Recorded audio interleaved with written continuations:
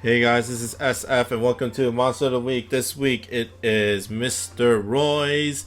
He just came out as Transcended, so let's look at stats. Relatively high HP, around 27k, which is in the top class with like God Striker, Himiko, like those types of people.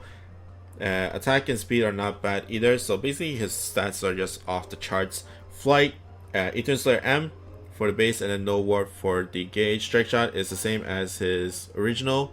Well, I guess not the original, like the ascended version with the no warp, I think, or whatever. And then rebound laser L4 for the bump, and then sub bump will be a rebound spread shot. And all I'm gonna say is he becomes a very, very strong monster. So right now in JP, Royce is near the top like 10 monsters of the whole game. Of course, he is very strong. He's a very strong monster. But there is another reason, and it's just the matter of the meta shifting to more warp and mine centered dungeons. Just because like the original top monsters of Lucy and Gabrielle are all no damage wall monsters. And of course, if they keep on making more damage, no damage wall, like damage wall heavy dungeons and gravity barrier heavy dungeons for Arthur as well. Arthur is a very good strong monster during that time. Then you know, then nobody will really care for minesweepers or no warp or even flight monsters. So that's where Royce came in. That's during the time when Royce came in, and that's when the meta kind of shifted to more mines and more warp centric dungeons. As you probably know, like he came around where Krishna Zero came, so that dungeon is all all mines and warps.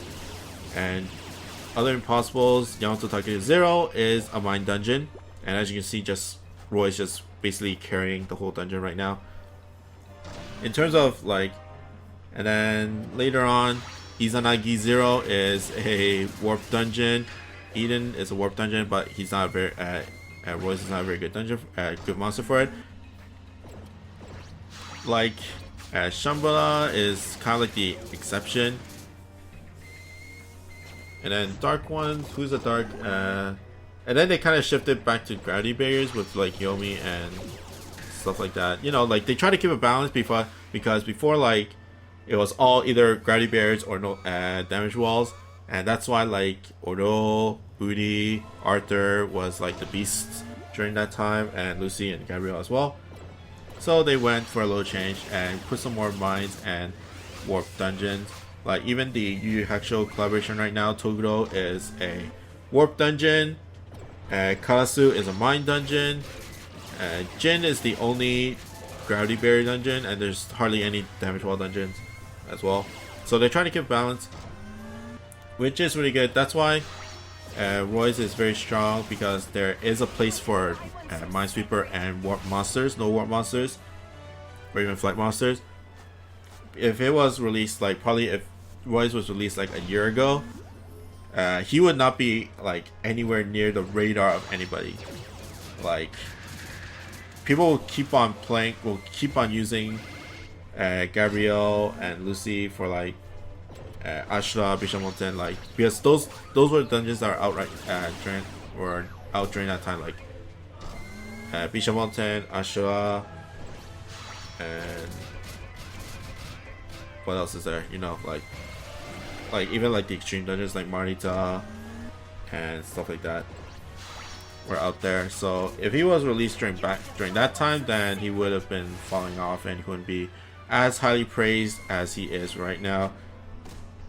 But it's just a matter of he has a lot of damage in his bump combos. Like he is probably the first Transcension when he was released that where both bump combos were very, very strong, like high damage. Like you can argue like God Striker is relatively high damage because his 8-way laser has a giant AoE and the energy circle M is not bad, but Royce is just a beast.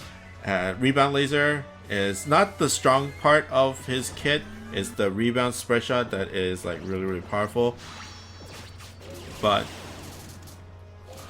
because it passes through laser barriers and stuff like that, like even recently, like there are a lot of laser barriers in dungeons, in JP dungeons, but even if the laser barriers block his rebound laser, there is still the rebound spread shot, which does more than enough. Like it does just as much as a Arthur laser if you can like play it right, if you can actually like use it correctly. And let's end off with Royce's strike shot, I hope, because he is ability locked and I'm not sure if the warps are going to be friendly. And the warps are not going to be friendly. Let's just use it for the hell of it. Strike shot. But as you can see, it's just bounce and then it's like a bullet strike shot. Kind of like Suno. Like, I guess you can argue like Suno is also another one that has two really strong bump combos, but Royce is definitely 100 times more better if you compare the two together as a set. Of course, the lock on is very strong. It's probably like the strongest bump combo in the whole game. But when you compare it to lock on with slice and dice, to rebound, lock on rebound, to lock on rebound and rebound spread shot, then Royce just wins it out. And double nose, very strong. Extra slayer, that's probably not the best slayer in the whole game, but you know, it's still something. And it does work in some dungeons like Izanagi with the Izanagi and some tower floors as well.